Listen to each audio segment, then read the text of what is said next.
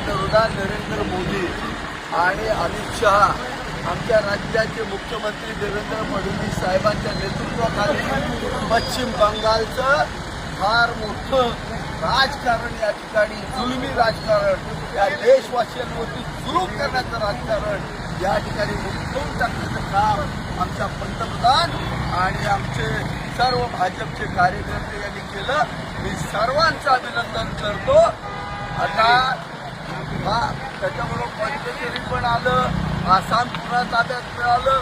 प्रचंड मोठं यश आज या ठिकाणी आहे आणि महाराष्ट्रात सुद्धा देवेंद्र फडणवीस साहेबांच्या नेतृत्वाखाली त्या ठिकाणी आम्ही मागल्या